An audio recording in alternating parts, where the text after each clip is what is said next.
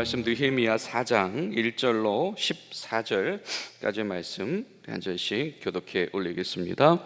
산발랏이 우리가 성을 건축한다 함을 듣고 크게 분노하여 유다 사람들을 비웃으며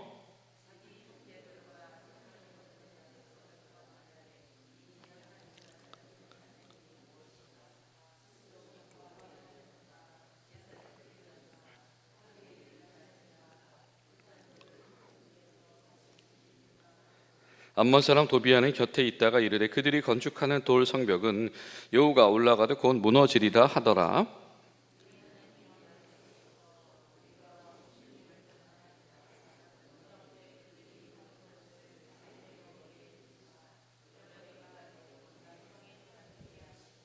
주 앞에서 그들의 악을 덮어두지 마시며 그들의 죄를 도말하지 마옵소서. 그들이 건축하는 자 앞에서 주를 노하시게 하였음이니이다 하고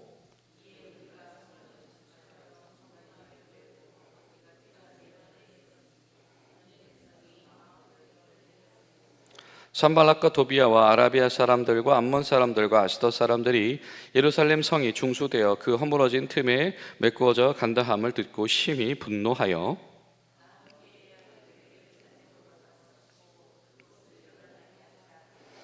우리가 우리 하나님께 기도하며 그들로 말미암아 파수꾼을 두어 주야로 방비하는데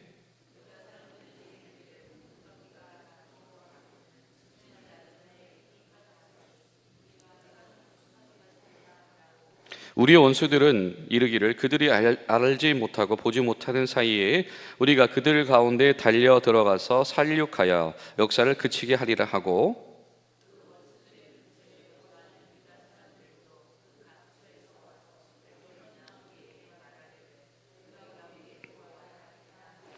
내가 성벽 뒤에 낮고 넓은 곳에 백성이 그들의 종족을 따라 칼과 창과 활을 가지고 서 있게 하고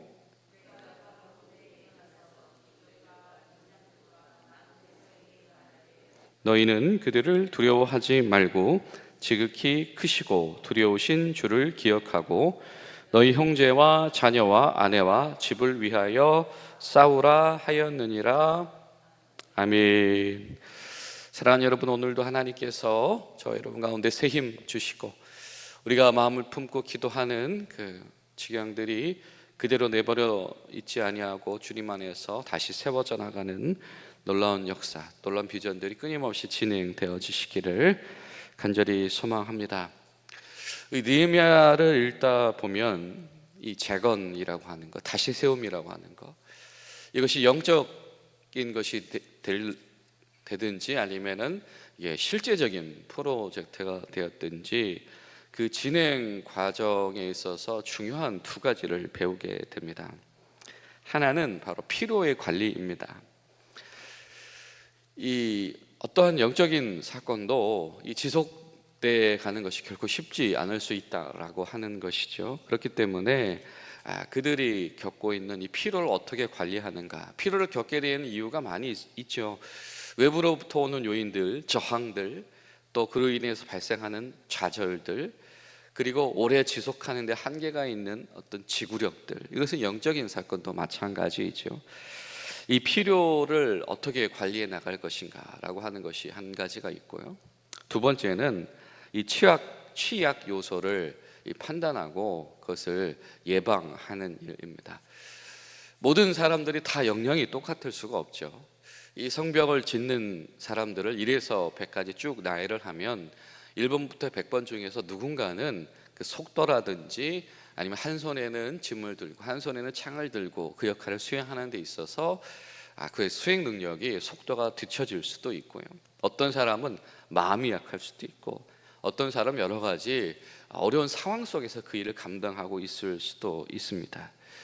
그런데 이것을 우리가 실제적으로 그 취약성을 발견하는 지혜, 그리고 그것을 개선하는 지혜도 하나님 앞에서 굉장히 영적인 사건이다. 이것이 하나님께서 이 일을 시작하게 하셨으니 하나님께서 다 잘되게 해주시겠지, 느헤미야는 결코 그렇게 반응하지 않았다라고 하는 겁니다. 기도하는 느헤미야는 바라보는 가운데 발견할 수 있었으며, 기도하는 느헤미야 가운데는 그의 상응하는 적절한 이 조치와 행동을 해낼 수 있는 역량과 지혜도 뒤따랐다라고 하는 것이죠. 여러분이 소망하고 꿈꾸는 재건 다시 세움의 현장 가운데에 바로 그러한 은혜가 있게 되시기를 간절히 소망합니다. 오늘 말씀을 보니까 특별히 1절, 2절, 3절, 4절 이어지는 이 내용들을 보면 이 방해 세력들이 이 느헤미야와 그와 함께한 이 동역자들의 프로젝트를 중단시키기 위해서 취했던 가장 주요한 것은 그들의 두려움을 자극하는 방법입니다.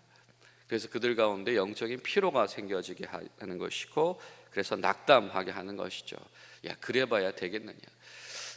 엄연히 따지고 보면 이 북이스라엘의 후예인 사마리아 출신의 산발랏이 와서 지금 유대 땅 예루살렘에 머물면서 예루살렘 성벽이 지어지는 것을 회방을 놓고 있는데, 예전 같으면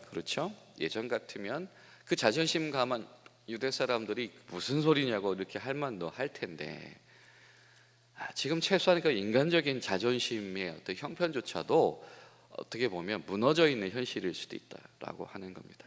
그렇죠, 여러분. 우리가 사람이 마음이 약해지기 시작하게 한 번 약해지면은 한도 끝도 없을 때가 있습니다. 그럴 때 우리는 어떤 표현을 쓰냐면 무너진다라고 하는 표현을 쓰기도 하죠. 그때 찾아오는 것이 무엇이냐면 바로 포기하고 싶다라고 하는 충동이다라고 하는 겁니다. 느헤미야서가 우리에게 보여주는 것은 하나님이 개입하셨고 하나님께서 시작하게 하신 일을 수행하는 동안에도 여러 가지 외부적인 도전들로 인하여서 그만두고 싶은 충동이 일어날 수도 있다. 이거 주님의 뜻이 아닌가 보다 라고 하는 포기가, 자포자기 사건이 일어날 수도 있다라고 하는 겁니다. 여러분, 그런 경험이 없지는 않으실 겁니다.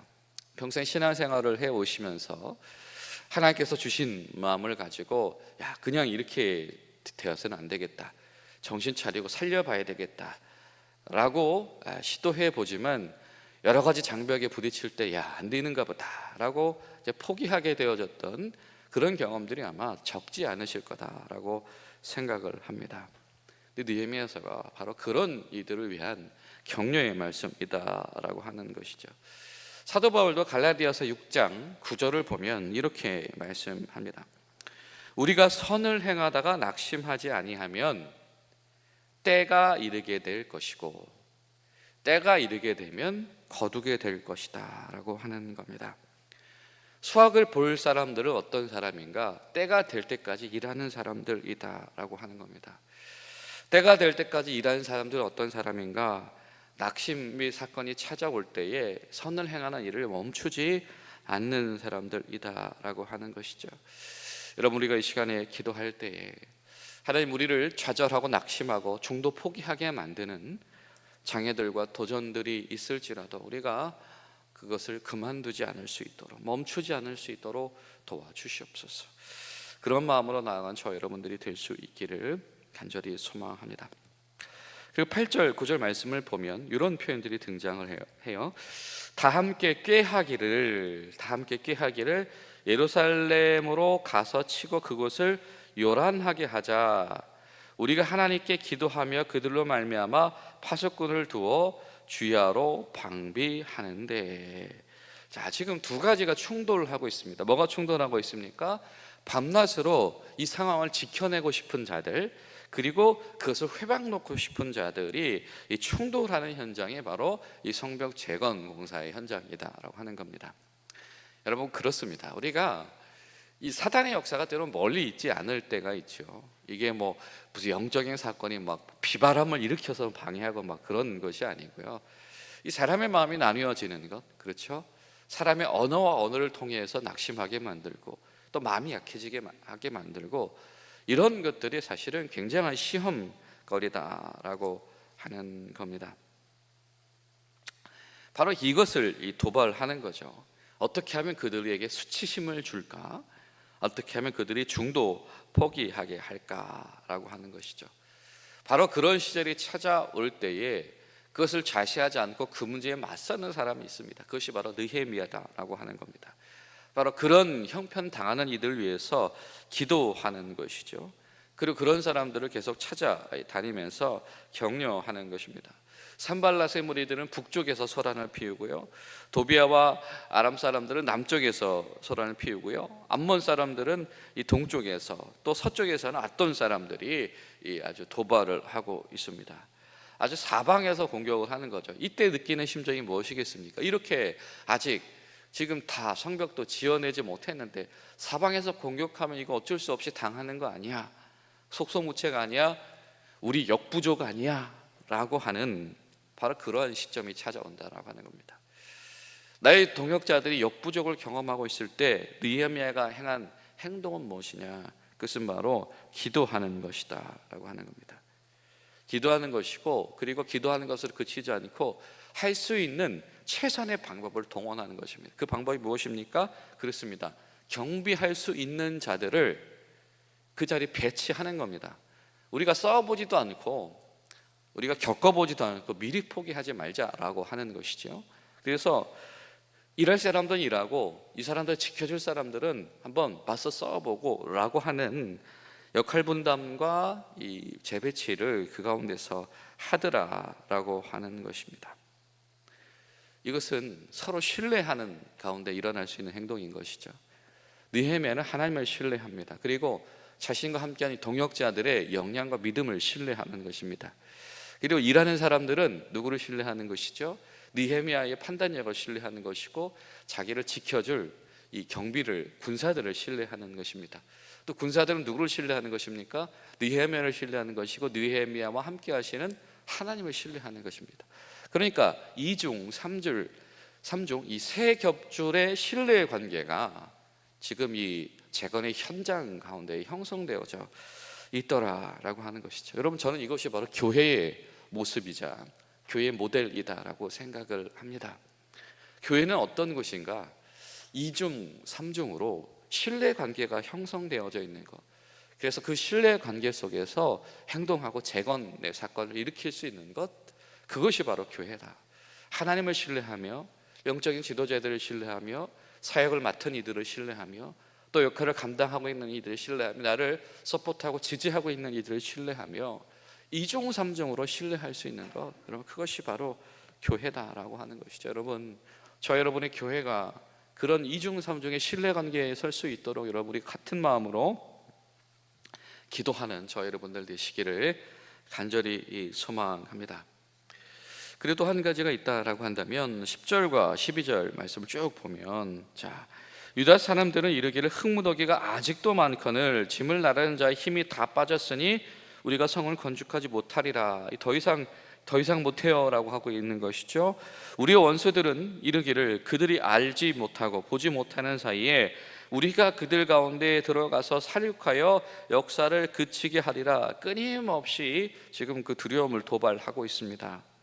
그 원수들이 근처에서 거주하는 유다 사람들도 그 각처에 와서 10번이나 우리에게 말하기를 너희가 우리에게로 와야 하기라 하고. 자, 무슨 일이 있습니까? 자, 세 가지 소리가 다 들리는 겁니다.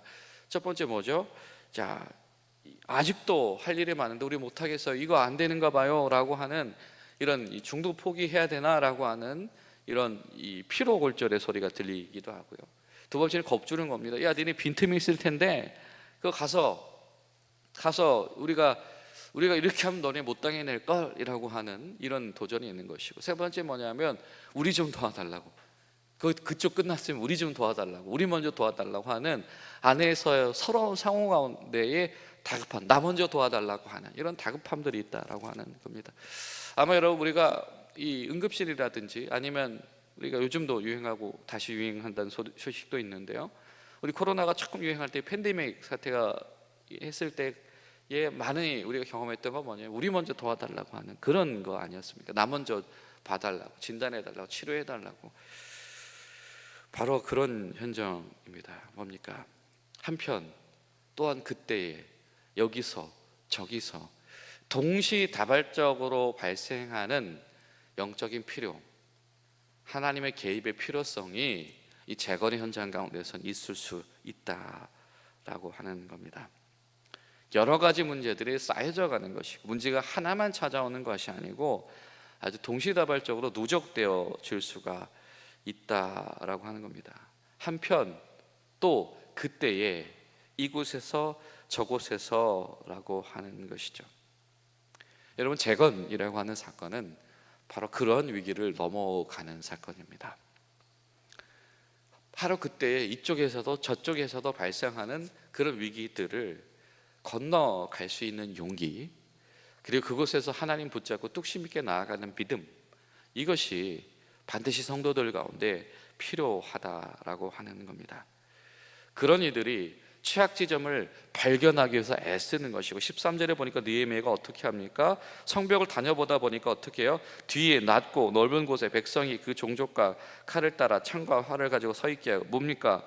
낮고 넓은 곳, 아직 공사가 채 진행되지 못한 곳이 보이더라라고 하는 거죠.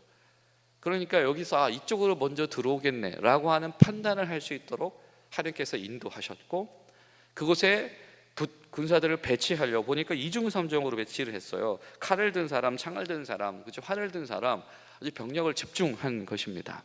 그런 판단을 하게 하셨고, 그리고 그 상황 속에서 지금 이렇게 여기저기서 사람들이 아주 서로 힘들다고 난리치고 있는데, 창을 든 사람, 칼을 든 사람, 활을 든 사람이 마음을 합해서 여기로 다 달려온 겁니다. 이것조차도 하나님의 역사다.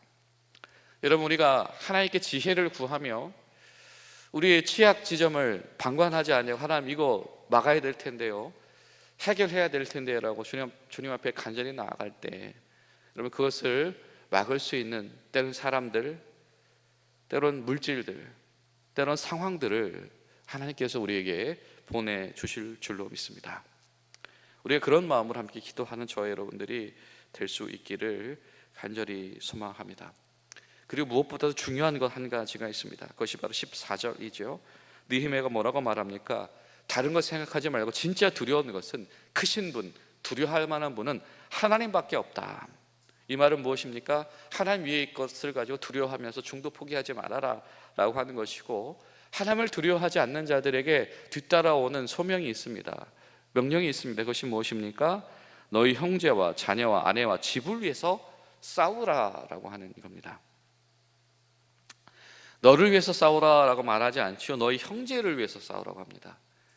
무엇입니까? 타인을 위해서 싸우는 것입니다. 여러분, 재건하는 사람들에게 가장 중요한 원칙 중에 하나는 뭐냐면, 이거 나조차고 하는 일이 아닐 수 있다라고 하는 겁니다. 내가 나조차고 지금 저 사람들하고 부딪혀 싸우는 거 아니다라고 하는 것이죠. 타인을 위하여서 너희가 싸워라.